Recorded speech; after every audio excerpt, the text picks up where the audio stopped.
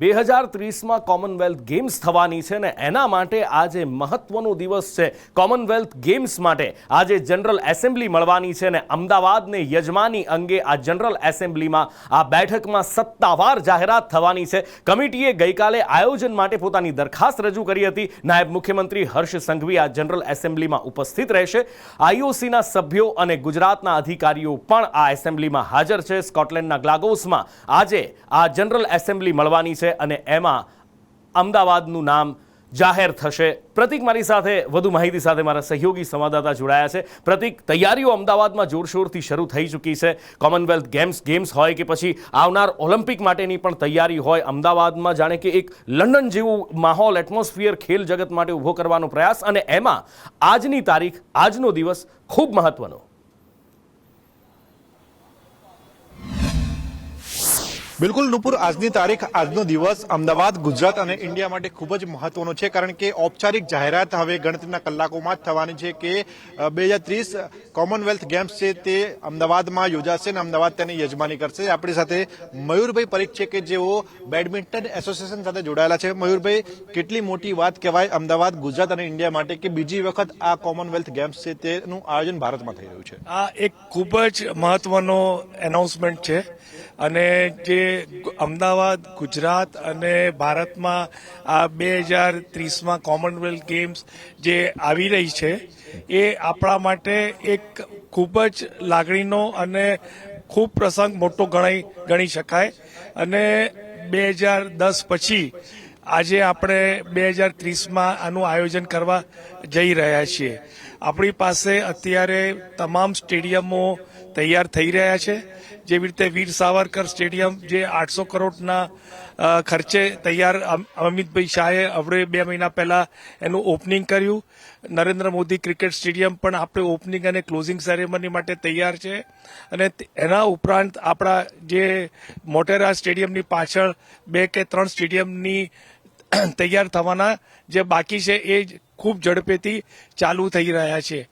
અને મોદી સાહેબના પ્રધાનમંત્રી જ્યારથી 2014માં બન્યા ત્યારથી સ્પોર્ટ્સને એક ખૂબ જ બઢાવો મળ્યો છે અને અમદાવાદ અને ગુજરાત અને ભારતમાં અત્યારે આપણે સ્પોર્ટ્સની અંદર એટલા આગળ વધી ચૂક્યા છે કે હવે પાછું જોવાય એવું નથી। બિલકુલ મયુરભાઈ, એક સવાલ એ પણ થાય કે ખેલાડીઓ માટે કેટલી મહત્વની વાત, કારણ કે કોમનવેલ્થ ગેમ્સ હોય કે પછી ઓલિમ્પિક્સ હોય, એમાં ઘણી બધી એવી રમતો છે કે જેઓ ઇન્ડિયાના ખેલાડીઓ નથી રમતા, પરંતુ જ્યારે આવી રમતો જોતા હોય છે ત્યારે ખેલાડીઓને તેને રમવાનો અથવા તેને માણવાનો એક તેમને પ્રોત્સાહન મળતો છે। ત્યારે આ પ્રકારની રમતો માટે અને જે ખેલાડીઓ તૈયાર થઈ રહ્યા છે ભવિષ્ય માટે ઇન્ડિયાના, તેમના માટે કેટલી પ્રોત્સાહનની વાત છે આ રહી? ખૂબ જ પ્રોત્સાહનની વાત કહી શકાય આપણાથી કે આપણે ગ્રાસરૂટ લેવલથી, જેવી રીતે હું બેડમિન્ટનનું સંભાળું છું તો અમે પ્લેયરને ગ્રાસરૂટ લેવલથી અમે પકડીએ છીએ, એ લોકોને ટ્રેન કરીએ છીએ અને એ લોકોને આખું કેરિયર અમે શેપ આપતા ટૂંકમાં 10 વર્ષ લાગતા હોય છે। તો એ આજે આપણે ત્યાં જ્યારે કોમનવેલ્થ ગેમ્સ જે આવી રહી છે એ જોશે અને એ લોકોને પ્રોત્સાહન મળશે તો આવનાર 2036માં આપણી જે ઓલિમ્પિક આપણે તૈયારી કરી રહ્યા છે જે ગુજરાત અને અમદાવાદ શહેરમાં લાવવા માટે, તો એ લોકોને ખૂબ જ પ્રોત્સાહન મળશે અને એ લોકોને તૈયારી કરવા માટે સમય પણ મળશે। મયુરભાઈ, વધુ એક સવાલ પૂછવાનું થાય કે ખાસ તો આજે કોમનવેલ્થ ગેમ્સ યોજાવાની છે તેના માટે મેદાનોની ખૂબ જરૂર પડશે, કારણ કે અલગ અલગ ગેમ્સ થવાની છે, તો તેના માટેનું જે ઇન્ફ્રાસ્ટ્રક્ચર છે તે અહીંયા ડેવલપ થઈ રહ્યું છે। તો આ ઇન્ફ્રાસ્ટ્રક્ચર ગુજરાતના, અમદાવાદના અને ખાસ તો ઇન્ડિયાના ખેલાડીઓને કેવી રીતે મદદરૂપ થશે? જેવી રીતે અત્યારે વીર સાવરકર સ્ટેડિયમ જે ઓપન થઈ ચૂક્યું છે એમાં 5 ગેમ્સ ઓલરેડી આપણે કરી શકીએ, આજની તારીખમાં આપણે કરી શકીએ એમ છે। છતાં નરેન્દ્ર મોદી ક્રિકેટ સ્ટેડિયમમાં ઓપનિંગ, ક્લોઝિંગ અને એથ્લેટિક્સ એ આપણે કરવાના છીએ। એક ભયાનક બ્રિજ દુર્ઘટના થઈ હતી, ગંભીરા બ્રિજ, જેના ટેન્કર લટકી પડ્યું હતું।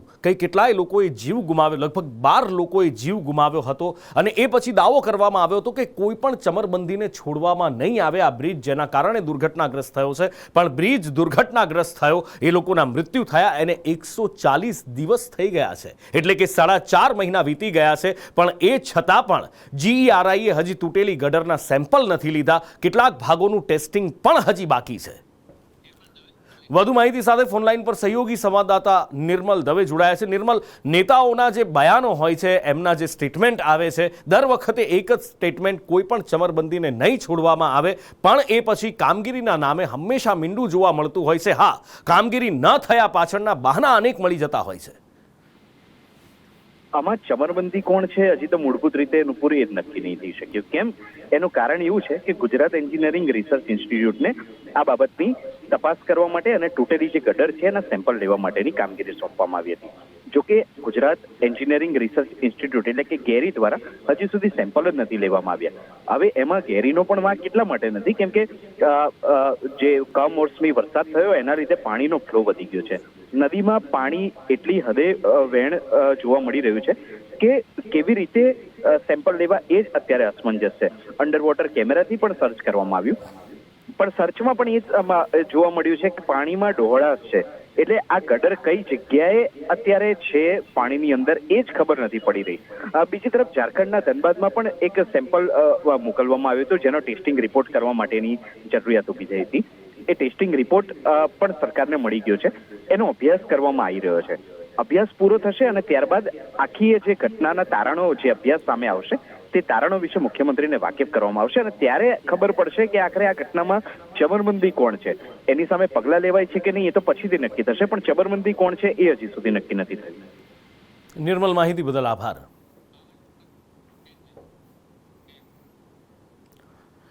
બનાસકાંઠાના સાંસદ ગેનીબેન ઠાકોર જ્યારે પણ સમાજની વચ્ચે જતા હોય છે તો એક સંદેશ લઈને જાય છે. થોડા દિવસો પહેલા જેમણે એક સંદેશ આપ્યો હતો કે લગ્નમાં ખર્ચો ઓછો કરજો, છોકરાઓના ભણતર પાછળ ખર્ચો વધારે કરજો. અને આ વખતે જ્યારે સમાજના એક કાર્યક્રમમાં તેઓ સંબોધન કરી રહ્યા હતા એ વખતે અંધશ્રદ્ધા દૂર કરવા માટે એમણે સમાજને હાકલ કરી હતી.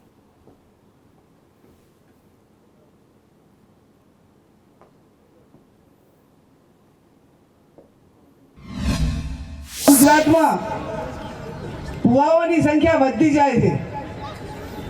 હું જે ભુવાજી હોય ને વિનંતી કરું કે તમે ધારો તો અંધશ્રદ્ધામાંથી કોઈ પણ વ્યક્તિને બહાર કાઢી શકો છો અને તો તમે ધારો તો કોઈ પણ પરિવારને ને ઘણા બધાને બરબાદ કરી શકો છો. આમાં પ્લસ અને માઇનસ બે છે. અમારે એ બાજુ ભુવાઓ ધૂણામાં આવે એટલે ઘણી વખત બધા આગેવાનો ને બધા કહેતા અને આમ ભૂવો જાય ધૂણવા એટલે શું કે આકાશ બાંધું, પાતાળ બાંધું, 64 જોગણી બાંધું, આવું બધું પેલું કે અને ઘરમાં પાછું ઝોપડું બાંધવા માટેની દ્રોઈડીએ ના હોય ને આખું પાતાળ બાંધી નાખે એમ. અને ભૂવા જ હું એમનો વિરોધ નથી કરતી, પણ આ એક અંધશ્રદ્ધાને પ્રેરિત કરવા માટેનું એક આ નેટવર્ક છે. કોઈ પણ દુનિયાની અંદર કોઈ પણ વ્યક્તિ એ એના કર્મને આધીન એનું ફળ ભોગવતા હોય છે અને દુનિયાની અંદર પરિશ્રમ સિવાય કોઈ વસ્તુ આપણે પ્રાપ્ત કરી શકવાના. શિયાળો બરાબરનો જામ્યો છે, ઠંડી કડકડતી પડી રહી છે, પણ એ બધા વચ્ચે વાતાવરણ પણ ભયાનક રીતે પ્રદૂષિત બની રહ્યું છે. સુરત અને રાજકોટના આંકડા આવ્યા છે ને એ ચોંકાવનારા છે. રાજકોટ શહેરના અનેક વિસ્તારોમાં એર ક્વોલિટી ઇન્ડેક્સ એટલે કે AQI 300 પાર થયો. સુરઠિયાવાડી સર્કલમાં 353 અને આવી જ કંઈક હાલત સુરતમાં પણ જોવા મળી રહી છે. સુરતના મોટા ભાગના વિસ્તારોમાં હવા પ્રદૂષિત છે. એર ક્વોલિટી ઇન્ડેક્સ 250 પાર થઈ ગયો છે.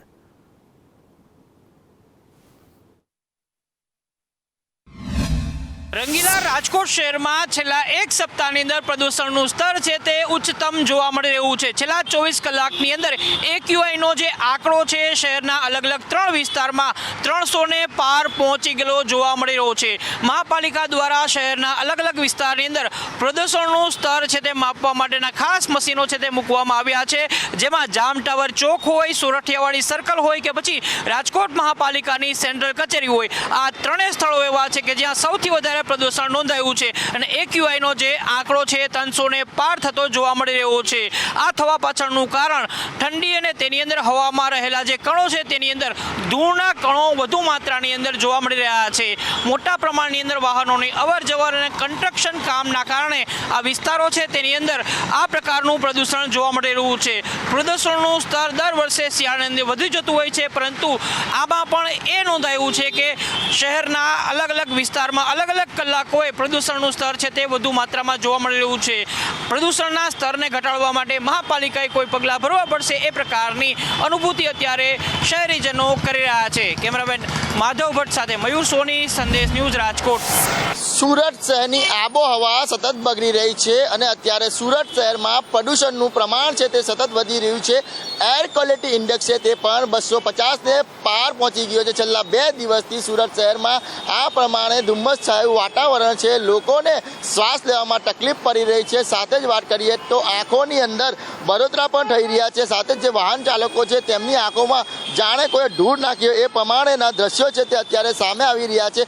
10 વાગ્યાની ઉપરનો સમય થઈ ગયો છે, પરંતુ અત્યારે પણ જે કહેવાય કે વિઝિબિલિટી જે છે સતત ડાઉન દેખાઈ રહી છે. લોકોએ પોતાના વાહનોની લાઇટ ચાલુ કરીને વાહન ચલાવવા પર મજબૂર બન્યા છે. છેલ્લા જે કહેવાય કે દિવસોથી જે સ્મોગનું પ્રમાણ છે તે સતત વધી રહ્યું છે, જેના કારણે AQI સતત 250ને પાર થઈ ગયો છે. આ સ્થિતિમાં હવાની ગુણવત્તા છે તે ગંભીર કેટેગરીમાં ગણાય છે. વેસુ, અલ્ટાણ, ઉડના, સચિન, પાંડેસરા, પાલમાં સ્થિતિ હતી. ઉત્તર પશ્ચિમના પવનોથી ધુમાડાના કારણે જમીનની નજીકના રહી જાય છે. ધુમ્મસ ભરી જતા સ્મોગ બને છે. અસ્થમા, શ્વાસ લેવામાં તકલીફ જેવી, ખાસ કરીને એલર્જી જેવી સમસ્યા આ વાતાવરણને લઈને જે કહેવાય કે લોકોને તકલીફ થાય છે. અત્યારે સુરત શહેરની આબોહવા છે તે સતત બગડી રહી છે અને એર ક્વોલિટી ઇન્ડેક્સ છે તે સતત ઉપર જઈ રહ્યો છે અને તેનો આંકડો છે તે 250ને પાર સતત રહી રહ્યો છે. કેમેરા પર્સન અજીત પટેલ સાથે મનીષ પરમાર, સંદેશ ન્યૂઝ, સુરત.